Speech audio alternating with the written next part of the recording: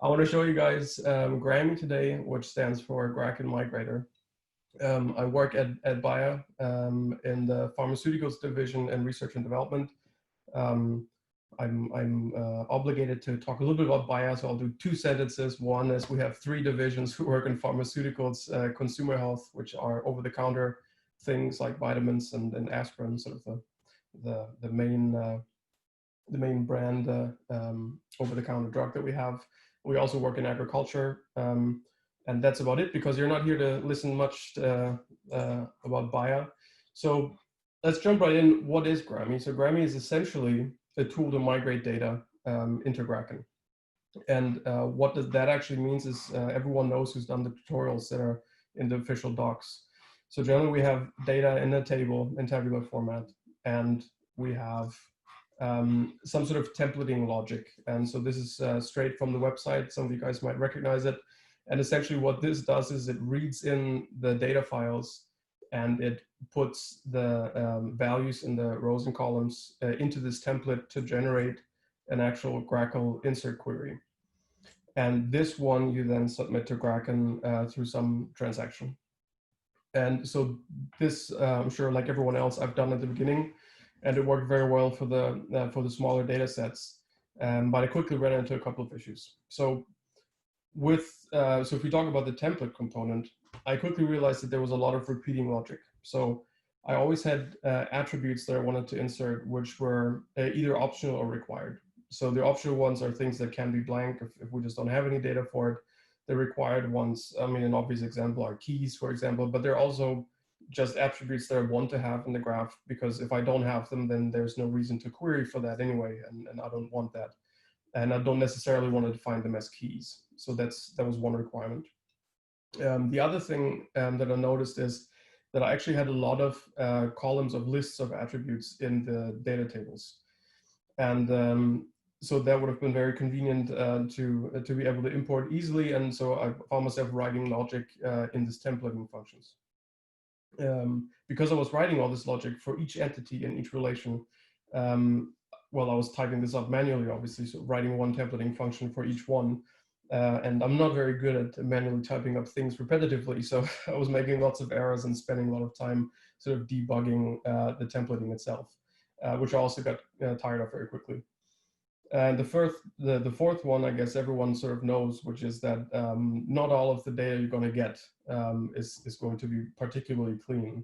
And whenever I did get data that wasn't perfectly formatted, what happened to me when I used that simple templating example online, my software kept crashing at the point of inserting, which is also a bit inconvenient for various reasons. So what I wanted really was sort of on the query level to have a basic data cleaning. So I wanted to remove weird characters that Grakl doesn't like. I wanted to make sure that the data types of the attributes that I'm inserting are actually the right ones. And I also wanted to make sure that I only insert something that has all of the attributes that I want to be required. And the last part, well, not the last part, actually, the next to last part is the inserting itself. So this is not trivial when you work sort of at scale. And I'm saying this, well, it's not really at scale. So I'm talking about a few million records maybe, but we're moving towards much, much more. And this is actually a highly discussed topic on Discord as well, how to do this parallelization and how to batch things and sort of how to optimize it and find a good balance. And I actually had a couple of back and forths with the Grakn engineers on until I got the code to the point where not only did I understand it, but it was actually working the way we expected it. And the fourth one is that once you start working with really a lot of data, at some point you will run into some special character that you haven't met before that's going to crash your insert statement, or if it's really large data and you're sort of part of a larger infrastructure, which I will be, eventually your hardware is not, if you import for 5 or 6 days, your hardware is going to give you some errors as well. I know on AWS, your spot instance might be shut down, or you have sort of a network timeout or something like that. And what I wanted was not to have a 5-day import job break on day 4 and then I have to start at the beginning, obviously. So I wanted to sort of track the progress and be able to restart whatever happened. So to sort of put that into the overview of functionality context is in terms of data input, the data is streamed from files to sort of maintain a low memory footprint, and it supports any tabular data file, so essentially any separated value kind of file, gzipped or not. You can migrate entities and relations, so you migrate required or optional attributes of any of the types available in Grakn at the moment, so string, Boolean, long, double, and datetime. You can migrate required or optional role players, which is also a big requirement for me. And you can migrate what I call like these list-like attributes as actually n attributes. And this is the way that the Grakn engineers actually recommended it. So if you have, for example, 2 nicknames for someone, your insert statement would actually read, blah, blah, blah, blah is a person, comma, has nickname, then the first nickname, comma, has nickname, and the second one. And the reason for that is because you want to be able to query for each one individually and not have to query for sort of the string conjunction of that. For the data cleaning and validation, it's at this point sort of fairly basic on the actual cleaning. So I'm removing like leading and trailing white spaces and non-conforming special characters, and I throw an error, so to speak, whenever you have a tab separated values and you have more tabs than you should have. So that throws a flag usually. And what the other thing that it does though is it validates the insert queries based on each of the data rows before it writes to Grakn. So for example, if you have a required attribute that isn't present, then it's not going to write into Grakn. If you have an attribute of type string and you're trying to insert a number, that's not going to work, and so on. And sort of for convenience, because if you work with a lot of it, of course, you need to have a way to figure out what maybe went wrong in your pre-processing. So I log all of the invalid data records for, I call it easy analysis. So it's easier than usual, but that's still a work in progress actually to make the logging as convenient as possible. In terms of performance, it's so you can do inserts using a single thread, which is sometimes useful for debugging, but if you're moving to larger amounts, you want to do a parallelized asynchronous insert, which makes the most of your hardware configuration. So it's using as many CPUs as you have available. And in terms of failure recovery, I have a basic logic in there that tracks the migration progress. And if anything fails or for some reason it stops, or you need your local hardware for something else and you want to take a break and then restart the processing later, you can do that as well. So how does GraMi work? If you understand like the next 2 minutes, you essentially got it, and it's not very complicated. So what you obviously have independent of GraMi is that you have a schema and you have your data that you're trying to move into that schema. And the 2 things that GraMi needs to do that are 2 configuration files. One is the processor configuration and the other one is the data config, and we'll get to that in a second. So for every entity in your schema and for every relation, you essentially define a processor. And so if you look into that yellow rectangle, it says the processor needs an ID. In this case, it's person, and it creates an entity of type person. And this person entity has the following attributes, and these are the ones that you can see there in the schema. So first name, last name, et cetera, up to nickname. And then each one of these attributes essentially has a generator, so to speak. So the part of the query that it needs to be inserted. And it literally reads that this generator inserts a first name attribute, which is of type string. And in this case, it's not required because I'm using the phone calls example where actually the ID and the key is the phone number, which is sort of this part. And in blue, you can see the nickname, which is also a string, and it's not required, but I need it for the data config example, which is this one. So in the data config, you essentially then give GraMi the path to your data file. You tell it which separator you're going to use, which processor by ID you're using for that file. So in this case, this is obviously the person one that we just talked about. You give it a batch size and the number of threads. So the number of threads should essentially be the number of CPUs that you have on your machine, and the batch size of 2000 for 4 threads means that for each sort of batch that's read in from your file, you read 2000 records at once, and then each thread inserts 500 of them. And this is something you can optimize depending on your data. So how many attributes you have, how many list-like attributes you have, and so on. You can play around with that a little bit to optimize. But generally speaking, between like 500 and 2000 is a good place to start per thread, that is. And so then what you also have is this block of attributes. And so essentially all that does, this attribute block, is you map the column name that you have in your data to the generator that you want to use. So the first name column name uses the generator first name, which generates the first name attributes, et cetera, et cetera. And for the nickname, the reason why I put a blue rectangle around it is because this is an example of a list-like attribute where this Roldan Comedy guy, whoever he is, he now has two nicknames, which is Raleigh, one spelled with a Y and one's with an I, but it's separated with by a semicolon, and you can specify that as well on sort of column level and say, you know, if it has more than one here, you want two has nickname, etc. inserted. And so the way to really think about it is that the processor config is sort of the contract that GraMi makes with your schema. So it will only insert first name attributes of type string, and they're not required. And the data config just sort of maps your data table into these processors, into your contract, so to speak. So since we talked about this overview for the entities, let's look at the relations, because they're really like the entities plus a little bit extra. So the thing that you will recognize again is that a relation called call has, again, this sort of basic definition of a processor. So the processor with the ID call creates a relation of type call. And it also has these attributes. Well, if a relation has attributes, you can obviously also add the attributes. So this block is identical in kind to the one we just saw with the entities. And what's new are the players. So you both have attribute generators and player generators, of course, for a relation. And these are a little bit more complicated because they have to be.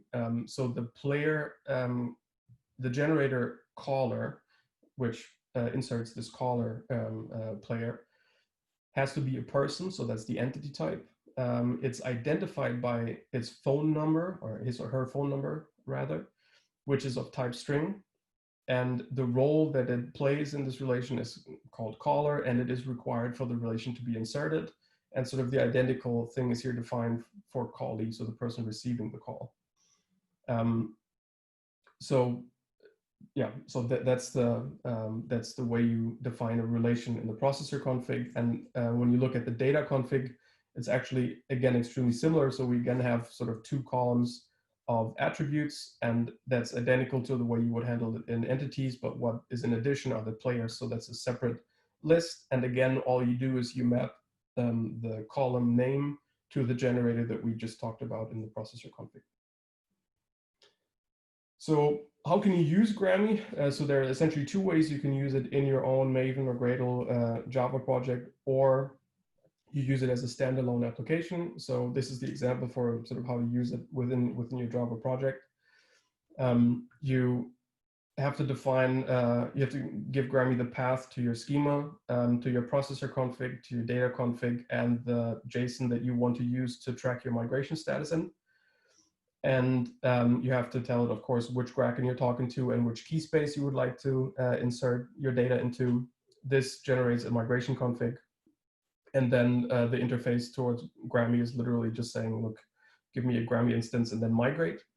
And there are three flags here, and they're essentially so that you have a little bit of flexibility, especially when you start out working on a new project. So you can insert the schema only, or you can insert only the schema and the entities, or all of it. And you can always decide whether or not you want to clean the key space before you sort of restart. So cleaning key space means you get rid of the previous schema and all data that was attached to it. And so that's sort of the natural way of developing your project. You start with your schema, and if that loads and doesn't blow up, then you start adding entities and the relations to it. So I thought that was maybe convenient for others as well. The way to use GraMi standalone is you just go to the GitHub and you download it as an executable. And so this is an example of how to use it. Again, you need the path to the data config, processor config, the migration status, and your schema. You have to set your key space, and of course you can also specify which Grakn to write into. And then instead of having these true false flags that you just saw in the code, you just have a variety of flags, like CF means clean first, so you clean first the key space before you start the migration. And but of course it has a full interface, so if you just do the -H option, you can see all the different ways you can use the standalone GraMi. And the reason for that is really that I want to use it eventually like this in our pipelines, so that it's essentially the last part in a pre-processing pipeline that just takes the data that was pre-processed and then loads it into Grakn. There are two logs that GraMi generates right now. The first one is the application log, which essentially at the info level of logging gives you an overview of how far along the migration process is. So it'll tell you that your schema is defined and how many, what entity it is currently on. And so this is very boring now, as you see it statically, but it's very useful, of course, if you migrate millions of rows, then you'd like to know every now and then that your process hasn't died, but it's actually still working. So it logs something like every 50,000 or 100,000 records or so, so you know it's still alive, which turned out very useful for me because I had quite a few days where it just stopped working, and I was looking at the screen and wondering what was happening. The data log is a second log actually, and it tells you two things mainly at the moment. One is if a column or an attribute violates its type. So for example, if you want to write a long and it's actually a string or any of the combinations that you can think of, that I can't cast it to that, or GraMi can't cast it to that, it will write that out for you in the log, so you know exactly what happened. And the other one is that if you have a row which in some other way violates your processor configuration, so for example, if you're missing required attributes in that row or required players, it will also give you that row, so you can figure out what happened sort of in your pre-processing. And it also gives you an idea, of course, obviously, how many records actually make it into Grakn and how many are left out for whatever reason, either for good reason or for bad reason, because you made a mistake in the processor config or in the schema or in the way you process data. The last part is the migration status. So that's just, like I said, it's very simple. For as each file is being processed, I just keep track of the batches that are written into Grakn. And so what it does is, if it actually does complete a file, it will set the isCompleted flag to true and tell you how many rows were actually migrated into Grakn. If something happened during the migration and it stopped, like in this call file, then it will tell you that it's not completed and it has so far only processed 13 rows. And then if you restart it with the correct flag, you have to be careful with that, obviously. If you restart with the correct flag, then it will start inserting again at the 14th row and then go through the rest of your files. So the next steps are obviously support Grakn 2.0 whenever that comes out. I assume it comes out very, very soon.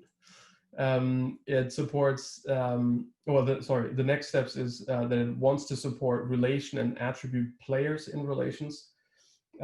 So I just realized after releasing it that I simply forgot to implement this because I have had that case, but I'm not that far along in my pre-processing yet. So right now only entities can play roles in relations, which is a bit of a pain, but that's an easy fix and I'm working on that right now. I hope I can get that finished in the next few days. The other thing is to support updating. So if you already have an existing entity or relation and you want to add additional attributes or maybe even additional players, then that's something GraMi should support, and that's a work in progress. Another thing that I've already noticed is that it would be very nice to generate as much of the processor config as possible, because if you have a very complicated schema, obviously then this file gets very long. It's still easy to generate because most of it is sort of copy paste and then just adjusting the names, and so it's not a big deal, but it would be very convenient to have, especially when you start using GraMi. And I definitely want to work on the logging just to make it even more convenient to understand what's happening in the application, and especially what happens with your data. So, for example, what would be very nice is if you had one log file of all the issue rows, so to speak, in the exact same format as the original file, so that you could maybe sort of post-process that and then put it back in using the update GraMi functionality that's coming.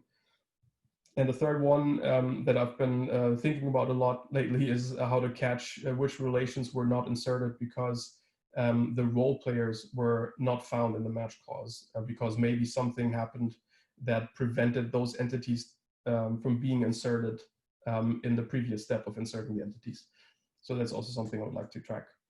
And another thing is that I would really like to add more preprocessors. So like the current preprocessor is removing the white spaces and sort of the special characters, but there are many other ways, obviously, that you can preprocess that kind of, well, any kind of data. And that would be very nice to have. I don't want to necessarily make that very, very complicated, because I think a lot of that logic probably belongs in the preprocessing pipeline. But I think there can be some convenience functions that would be very nice to have. So that basically concludes GraMi. In terms of resources, GraMi is on GitHub now. Despite the fact that I work for a very, very large company, I was able to open source it. So everyone can not only use it, but look at the code and contribute. The README is quite extensive and is more detailed than this talk. I just published a Medium tutorial also today that is much more detailed, and it actually features an example project, which is also referenced here, which gives you access to like a full example of containing all data files, all configs, and everything to make it work, and for you to go through one by one to understand how it works. And the last thing is to really give a big thanks to the Grakn guys for all the support, which has been massive. And they're, as everyone knows here, they're very responsive and extremely helpful. So thank you very much for that. And with that, thank you everyone for your attention and your time. If you have any questions, ask them now. If you can't ask them now because we're running out of time, I'm also active on the Discord. Just add me, and then I'll try to answer as many questions as I can.